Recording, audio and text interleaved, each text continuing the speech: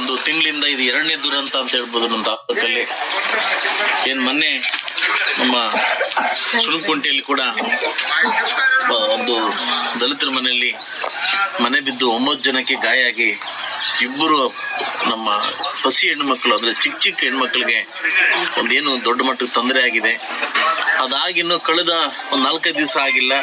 ಆಮೇಲೆ ನಮ್ಮ ಇವು ಪೂಜಾರಳ್ಳಿ ಮತ್ತೊಬ್ಬರು ದಲಿತ ಮನೆಯಲ್ಲಿ ಈ ಥರ ಪ್ರಾಬ್ಲಮ್ ಆಗಿದೆ.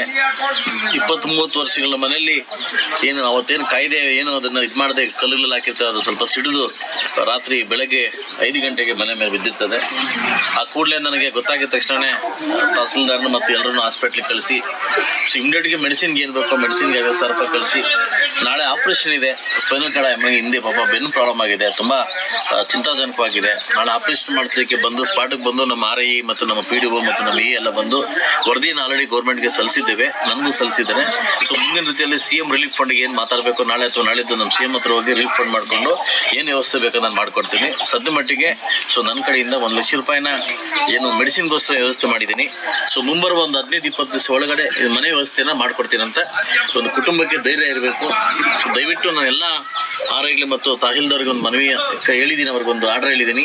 ಈ ಕೂಡಲೇ ಮುಳಬಾಗಿಲು ತಾಲೂಕಲ್ಲಿ ಈ ಥರ ಪರಿಸ್ಥಿತಿ ಇರ್ತಕ್ಕಂಥ ಮನೆಗಳನ್ನ ಬೇಗ ಅದನ್ನ ಪರಿಗಣಿಸಿ ಅದನ್ನ ಸರ್ಕಾರ ಗಮನ ತರಬೇಕು ಅಂತ ನಾನು ಕೇಳ್ತಾ ಇದ್ದೀನಿ. ನಾನೇ ಖುದ್ದು ಸರ್ಕಾರ ಗಮನ ತಂದು ಆ ಮನೆಯಿಂದ ಅವ್ರನ್ನ ಖಾಲಿ ಮಾಡಿಸಿ ಇವತ್ತೇನು ಸೀಟ್ ಹಾಕಿರ್ತಕ್ಕಂಥ ಮನೆಗಳನ್ನ ಸದ್ಯ ಮಟ್ಟಿಗೆ ಏರ್ಪಡಿಸಿ ಮತ್ತೆ ಅವ್ರಿಗೆ ಶಿಫ್ಟ್ ಮಾಡ್ತೀವಿ.